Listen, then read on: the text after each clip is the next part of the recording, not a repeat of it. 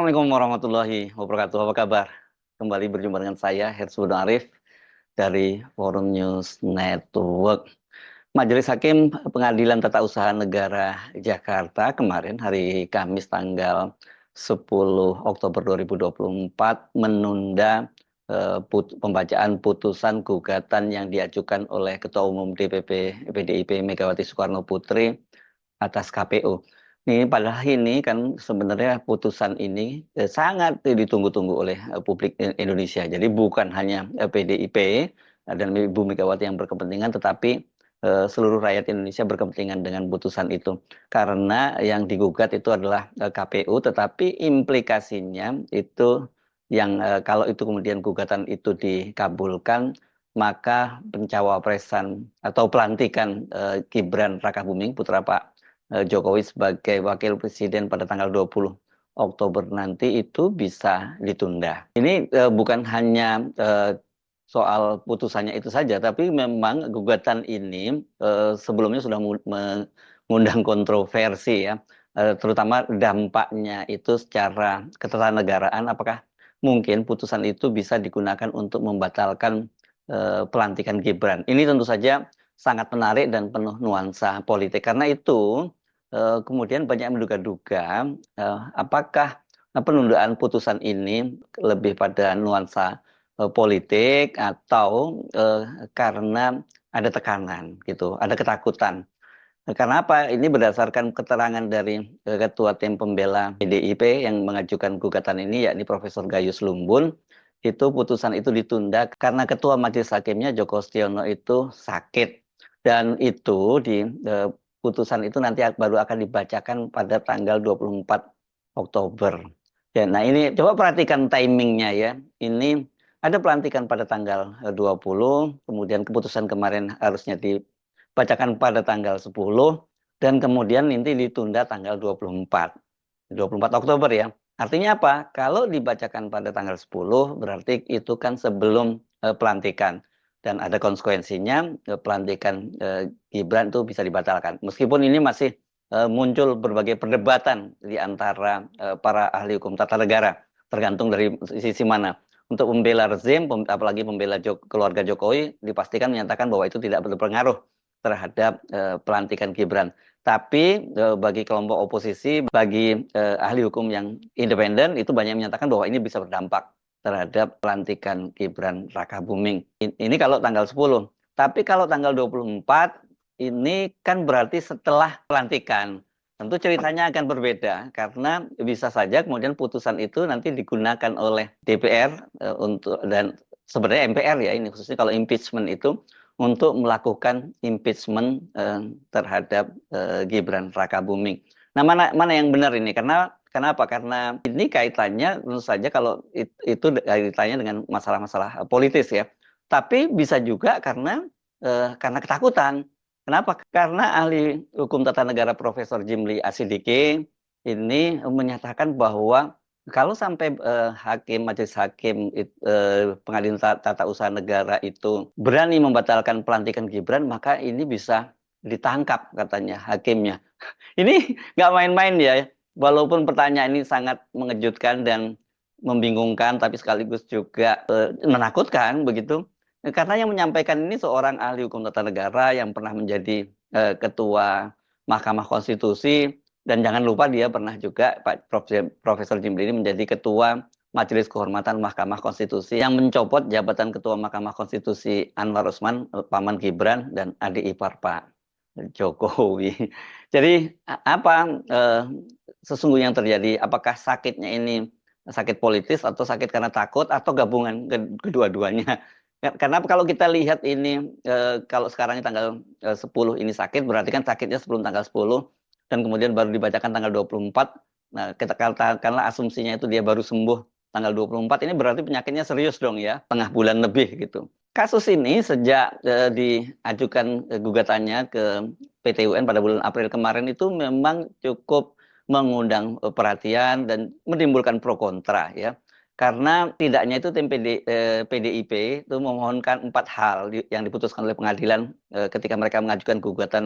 Tim PDIP itu meminta pengadilan untuk memerintahkan KPU, dalam hal ini tergugat, untuk menunda pelaksanaan keputusan KPU nomor 36 tahun 2024 tentang penetapan hasil pemilu presiden dan wakil presiden, anggota DPR, DPRD, DPD, dan DPRD tingkat provinsi dan kota ya ini ya. Nah, konsekuensi dari gugatan itu apabila diterima oleh majelis hakim begitu berarti ini cukup serius. Tetapi seperti yang dikatakan oleh Profesor Gayus Lumbun bahwa ini sebenarnya meskipun mereka meminta agar KPU itu menunda keputusan 360 tahun 2024 itu, tetapi ini kata dia tidak akan berpengaruh terhadap pelantikan Prabowo Subianto katanya. Karena yang dipersoalkan ini kan berkaitan dengan keabsahan dari pencawapresan Gibran. Sebelumnya KPU itu kan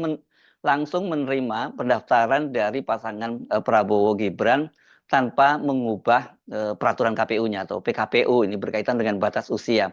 Kan sebagai konsekuensi dari putusan nomor 90 tahun 2023, putusan Mahkamah Konstitusi yang pada waktu itu dipimpin oleh Anwar Usman, itu batas usia itu normalnya yang diubah ya, bukan batas usianya. Batas usianya tetap 40 tahun, tetapi kemudian ada tambahan dikecualikan itu mereka yang sekarang ini sedang menjabat atau pernah menjabat sebagai kepala daerah yang dipilih melalui pilkada, dan itu artinya sebenarnya norma itu diubah khusus spesifik untuk meloloskan Gibran Rakabuming menjadi wakil presiden, dan setelah itu kan dibentuk Majelis Kehormatan Mahkamah Konstitusi, dan seperti saya sebutkan tadi Anwar Usman kemudian dipecat dari jabatannya oleh Jimli yang mengetuai Majelis Kehormatan Mahkamah Konstitusi. Nah, tetapi menurut Profesor Gayus Lumbun ini putusan ini yang mereka inginkan adalah, yang mereka gugatkan itu bahwa yang dibatalkan itu hanya pencawapresan Gibran, dan dengan begitu artinya ya Gibran tidak bisa ditetapkan sebagai wakil presiden. Ini yang sedikit kontroversial gitu ya. Nah, jadi pertanyaan tadi, apakah ini lebih pada keputusan politis atau hakimnya itu takut ditangkap? Saya kira kita bahas dulu yang soal hakim yang bisa ditangkap ini, karena ini muncul juga dari pernyataan Profesor Jimli Asidiki. Pertanyaannya bagi kita semua yang orang awam hukum kan, apakah hakim itu bisa ditangkap karena membuat keputusan gitu? Katakanlah kalau keputusannya itu salah atau tidak memuaskan lah gitu ya, baik yang tergugat maupun yang menggugat gitu, atau salah satunya gitu kan, itu biasalah seperti itu. Sejauh yang saya baca-baca di Undang-Undang Pokok Kekuasaan Kehakiman, ya nggak ada ceritanya hakim itu ditangkap karena membuat putusan gitu. Yang ada memang putusan hakim itu bisa di-challenge, bisa ditantang. Itu bisa mulai dari banding, kasasi, dan juga peninjauan kembali ya. Kalau dalam tata caranya ini di Pengadilan Tata Usaha Negara itu, ya ini bisa di-challenge, itu banding ke Pengadilan Tinggi Tata Usaha Negara. Dan kemudian kalau tidak puas juga bisa kasasi ke Mahkamah Agung. Nah, ini kalau jalur resmi ya, jalur secara hukum. Atau kalau tidak puas dengan keputusan majelis hakim karena diduga ini ada permainan gitu, ada hengki-pengki di kalangan majelis hakim, ini kan bisa dilaporkan ke Komisi Yudisial. Dan kalau seperti dalam kasus di Mahkamah Konstitusi kan kemudian dibentuk Majelis Kehormatan ya, seperti yang terjadi pada kasus Anwar Usman. Dari situ nanti kemudian putusannya kan bisa dicopot dari jabatannya, Anwar Usman dicopot dari jabatannya sebagai Ketua Mahkamah Konstitusi, tapi dia tidak dipecat sebagai hakim di Mahkamah Konstitusi. Jadi dia tetap menjadi hakim di Mahkamah Konstitusi dengan catatan dia tidak boleh menangani kasus-kasus yang ada konflik of interest berkaitan dengan keluarga Jokowi. Ini keluarga iparnya. Nah, ini bisa seperti itu ya. Jadi ada yang dicopot dari jabatannya atau dihukum misalnya non palu, atau kalau pelanggarannya sangat berat itu ya dia dipecat sebagai hakim. Tapi kalau ditangkap ya karena putusannya tidak sesuai dengan selera atau ya harapan dari pemohon maupun termohon atau penggugat dan tergugat, ini kan nggak ada aturannya ini ya. Coba Anda yang ahli hukum atau ahli hukum tata negara lah lebih spesifik menjelaskan soal ini. Yang pernah terjadi itu sangat ekstrim malahan ya. Itu kasus ada seorang hakim agung gitu yang ditembak mati. Ini kasusnya terjadi pada tahun 2001 lalu. Anda mungkin belum lupa atau ada yang memang belum tahu, ada yang belum lahir gitu ya. Ini berkaitan dengan kasusnya Tommy Soeharto, putra Presiden Soeharto. Dan pada waktu itu yang menangani kasus bandingnya adalah Hakim Agung Saifuddin Kartasasmita di Mahkamah Agung, dan karena kecewa kemudian Tommy itu memerintahkan penembakan Hakim Agung Saifuddin, dan Hakim Agung Saifuddin itu kan tewas karena ditembak begitu ya. Dan kemudian setelah itu Tommy jadi buronan, dan belakangan kemudian ditangkap dan kemudian dia menjalani hukumannya. Itu yang saya kira yang paling ekstrim. Jadi kalau hakimnya dipecat seperti yang dikatakan oleh Jimli Asidiki, ini kan juga semacam mestinya nggak boleh disampaikan ya. Ini seperti apa ya, mengintervensi putusan dari hakim dan dengan ancaman ya. Dan sebagai seorang ahli hukum tata negara dan pernah menjabat sebagai ketua Mahkamah Konstitusi, mestinya Pak Jimli tidak boleh ya mengeluarkan pernyataan semacam itu. Alasannya Jimli pada waktu itu bahwa pelantikan yang dijadwalkan 20 Oktober itu bersifat final karena sehingga tidak ada lembaga yang bisa mengubah atau membatalkan. Ini karena sudah diputuskan oleh Mahkamah Konstitusi juga. Menurut Jimli, PT UN ataupun Mahkamah Agung sekalipun tidak punya kewenangan mengubah jadwal pelantikan itu, apalagi membatalkan. Sebab, kata dia, keputusan final dan mengikat sudah diputuskan Mahkamah Konstitusi dan diatur tegas oleh Undang-Undang Dasar Republik Indonesia tahun 1945. Misalnya PT UN memutus dengan perintah membatalkan, maka majelis hakimnya wajib ditangkap, diberhentikan, dan bahkan dipenjarakan dengan hukuman sangat berat atau hukuman yang terberat karena telah berkhianat pada negara dengan melawan konstitusi negara. Itu kata Pak Jimli. Ini saya baca di hukum online pada tanggal pada 10 Oktober 2024. Jadi belum lah ya, kemarin ya. Dan Jimli pun menantang kalau mau PT UN Jakarta, Majelis Hakim PT UN Jakarta mau coba silakan saja.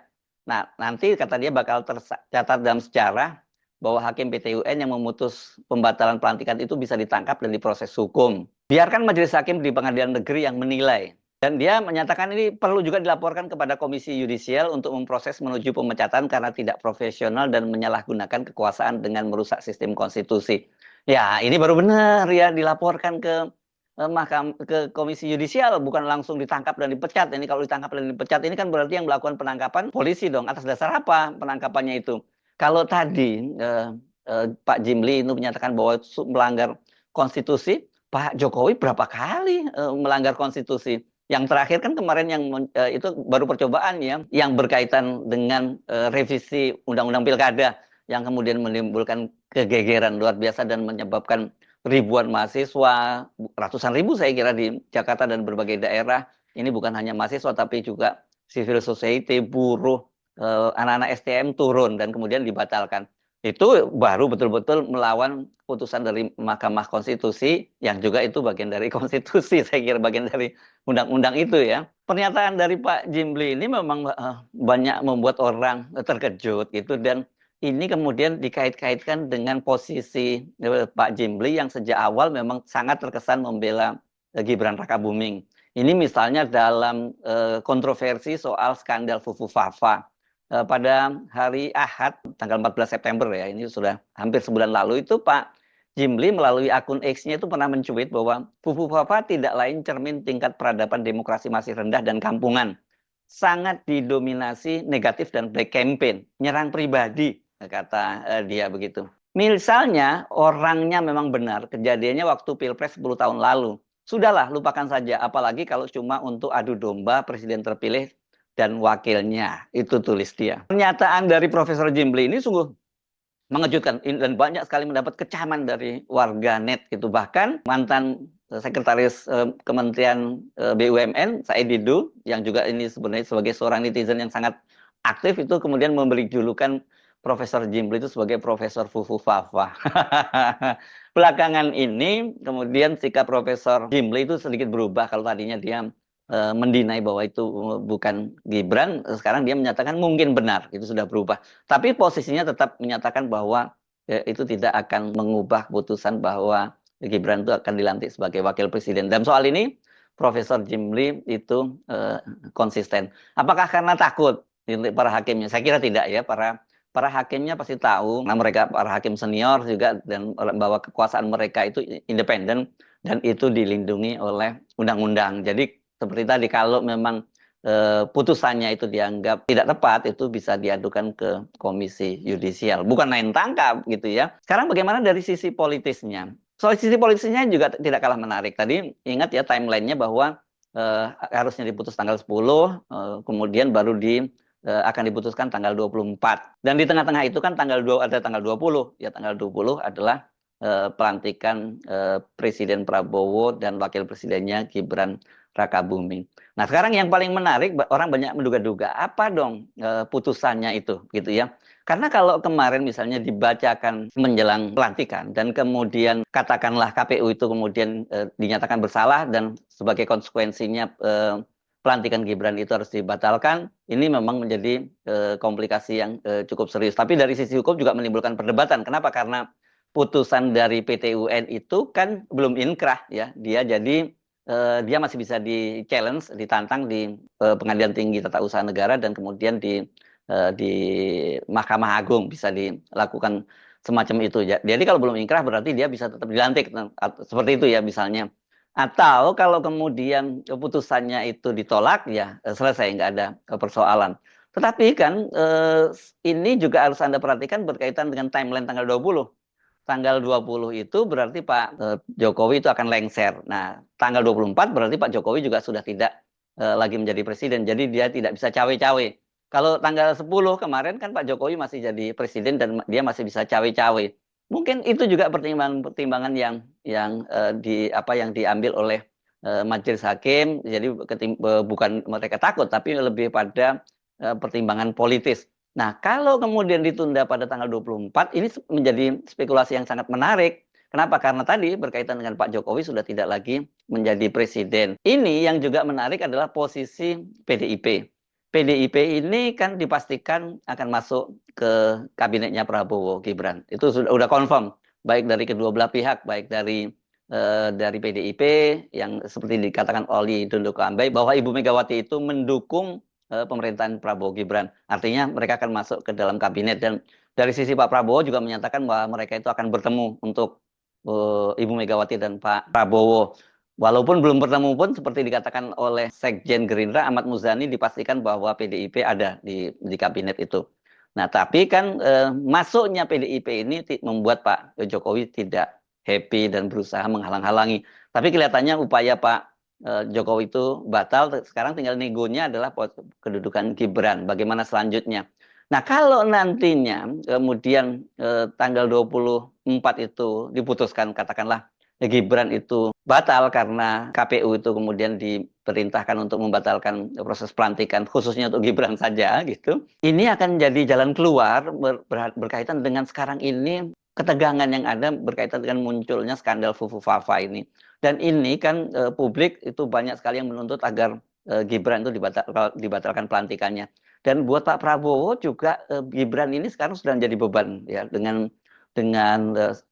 kontroversi soal Fufu Fafa ini. Dan ini bukan hanya persoalnya cuitan-cuitannya yang dianggap tidak etis, tapi kan cuitan-cuitan Gibran atau Fufu Fafa ini yang ini menyerang bukan hanya Pak Prabowo secara pribadi, tapi juga keluarga besarnya, bahkan termasuk mantan istrinya Pak Prabowo, yakni Ibu Titik Soeharto. Ini secara psikologis saya kira akan sangat mengganggu ya hubungan Pak Prabowo dengan Gibran. Ini bolehlah seperti dikatakan oleh para pembelanya seperti Pak Jimli menyatakan bahwa ini mengadu domba. Saya kira ini bukan mengadu domba ya, siapapun kalau kehormatan pribadinya, apalagi anaknya, kemudian keluarga besarnya, mantan istrinya dilecehkan seperti yang dilakukan oleh Gibran, saya kira pasti akan juga marah. Tapi kan nggak strategis kalau Pak Prabowo menyatakan kemarahannya itu, termasuk atau katakanlah keluarga Pak Prabowo menyatakan kemarahan sebelum pelantikan. Jadi yang paling pas itu ya ditunggu setelah pelantikan. Apa implikasinya kalau kemudian itu diputuskan bahwa KPU itu harus membatalkan putusannya, yakni penetapan presiden terpilih dan wakil presiden terpilih di DPRD tadi? Ya, ini Gibran bisa di impeachment. Dan saya kira ini kalau diputuskan itu bisa menjadi jalan keluar yang lebih elegan. Tinggal seperti kata Profesor Gayus, bagaimana dengan proses politik di MPR begitu. Tetapi kalau kemudian diputuskan tidak bersalah, tuntutan terhadap pembatalan pelantikan atau nantinya setelah dilantik itu impeachment terhadap Gibran Rakabuming itu dipastikan masih akan terus berlanjut. Saya Hersbun Arif dari Forum News Network. Sampai jumpa lagi. Wassalamualaikum warahmatullahi wabarakatuh.